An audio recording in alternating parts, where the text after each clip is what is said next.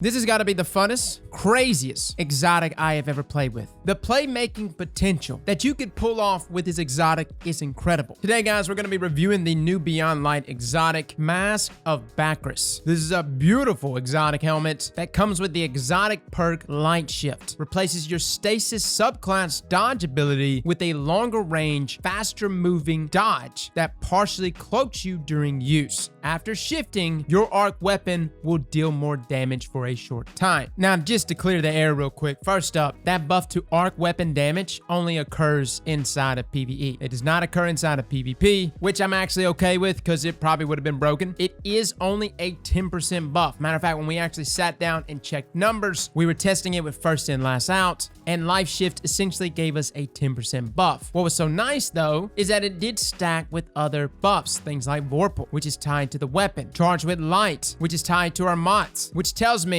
that the buff that this exotic presents won't be overridden by other buffs. Now, I did not test it with things like Weapons of Light, but considering it does stack with Charged with Light, leads me to believe that this 10% buff is just a nice little added layer of extra damage that won't get canceled out elsewhere. And the buff duration there from Light Shift is really nice. We're talking 10 seconds of 10% more damage. And this stacks for a variety of weapons. Anything arc goes here. Anarchy, Fourth Horseman, First in, Last out, which by the way, slug shotguns are really good inside of PvE. This was an added thing here that was really surprising, and it does make me scratch my head and wonder why arc. Of all the elemental types to choose here, why arc? The only thing I can think of is the potential stacking of the exotic CLOUDSTRIKE with Bakris. CLOUDSTRIKE actually does arc damage. It's going to be an energy sniper rifle, and essentially will have some sort of damage buff that occurs when it actually lands rapid precision hits. It'll create this lightning storm. Also, precision final blows also will generate a lightning bolt on a target's location. We've only seen PvP gameplay of it, but I do think CLOUDSTRIKE might have a potential to be a good DPS option for PvE, depending on how good Stormbringer actually is. But stacking that with the damage buff of Bakris here could be a hell of a play. As of now, though, the 10% buff, being able to stack that with other things, considering Anarchy is one of my favorite PvE weapons in the game, I accept this with open arms. But let's talk about Bakris inside of PvP. This shift ability,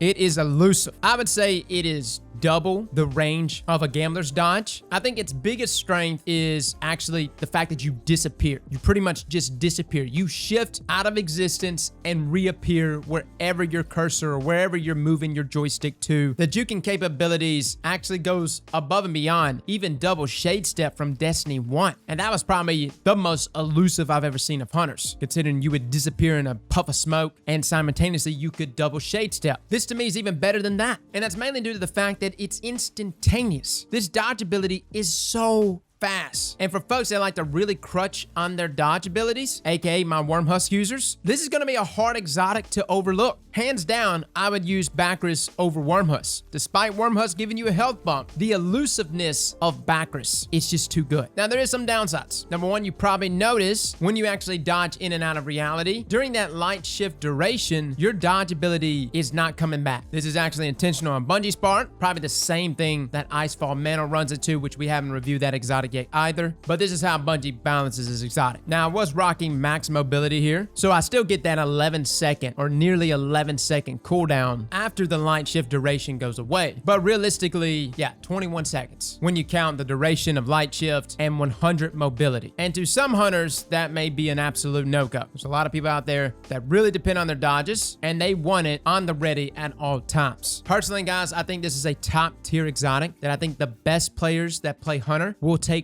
full advantage of. Sure, there's a few other exotics that I think can still compete against it. Wormhusk is still going to be a top tier choice. Stompies is still a great choice for just the passive mobility buff. Dragon Shadow, which is excellent and kind of does already what Bakris does. But the more and more you play with this exotic, the more addicting it becomes. The ability to completely escape danger at a click of a button, or to be able to flank an enemy immediately, or appear behind them, above them, wherever. Sure, you only get that dodge once every 21-22 seconds, but my God, is it worth it? Hands down to me, I think this is one of the best exotics on the Hunter class for both PvP PvP and for PvE. The 10% buff to arc damage, although it is still strange that it is very specific to a single elemental type, is awesome considering the synergy that could possibly go well with CLOUDSTRIKE in the future, and the elusiveness that it grants you inside of PvP is just so hard to match. If this exotic is one that you dedicate time to and master, I think it's going to be hard as hell to be beaten in 1v1s, especially in shotgun v shotgun encounters. You can literally juke opponents out of their shotgun shot, or they just dip back into cover if you accidentally walk into a sniper lane. And in this sandbox, where Stasis neutral game is so strong, on all my characters, I felt like I was constantly being frozen, no matter what. Neutral game Stasis abilities are nuts. Bakris, though, kept me alive, kept me out of Stasis abilities. About the only issue you're gonna have with this exotic is just getting used to it. I would say for the first few hours, I was missing shots like crazy, especially shotgun shots, because it is a hell of a ride when you press your dodge button. It's like whiplash to the max. What I'm wondering is how this is affecting console players. Like, it's one thing to whip in and out of existence on PC with mouse and keyboard users, but a lot of people usually rock decently high sensitivity. They can just whip around and find you. It's still good, but for controller users, mother of God. I would really like to know, if you play on Xbox or PlayStation, how this exotic has been affecting you. It'll probably be better once Destiny 2 actually gets its update for 60 frames per second and that higher field of view, but even then, I feel like for controller players, this literally looks like teleportation, and it pretty much is. It's teleportation. I've seen a lot of comments though on Twitter, comments like, all the other classes got cool stuff except the Hunter exotic sucks, and it kind of blows my mind. I talk about being tempted to play other classes. We're a Titan main. I love playing Titan, but I literally played all day with Mask of Bakris, and it was one of the most addicting feelings I've ever had. Maybe it was a combination of Stasis abilities. Maybe it was the fact that Ace was absolutely popping off for me. No, it was probably because Bakris is just that good of an exotic. So guys, get your hands on it. For those that are wondering how to get this exotic, there is legendary and master lost sectors that rotate. They're on Europa and they're on Cosmodrome. You have to have completed the lost sectors on both of those destinations at 1200 or plus power level. Upon doing so, a master or legend version of that lost sector will be available to complete, but it is on a daily rotation, and some days lost sectors, legend, or master will be available, and other days they will not be. Regardless though, you can always check to see from your directory if those lost sectors are available and what specific loot they are dropping. You're obviously going to want to do the lost sector that's dropping exotic helmets. We've made plenty of lost sector guides, and I definitely think it's worth your time going after this exotic. I actually grinded out the exotic helmets the other day. I got Don Course pretty fast, which is what we're probably going to review here pretty soon. I also got Precious Scars on my Titan. For some reason, Bakris took the longest, which is just RNG, but it did take significantly longer, like an extra 3-4 hours of grinding. But man, is it worth it. So guys, try it out for yourselves. Play with this exotic. For those that think this exotic is trash, believe me, it's so much better once you get the hang of that shift ability. And for my PvE players that think this exotic won't have a place in your arsenal, 10% buff. A 10% buff every 21 seconds with max mobility. This can be stacked with other buffs, and considering we have so many arc weapons that are already really good inside of PvE, and a new one on the horizon, this could be a great exotic for you. Fellas and ladies, thank you all for coming and watching, and as always, slap that like button like your mama told you right.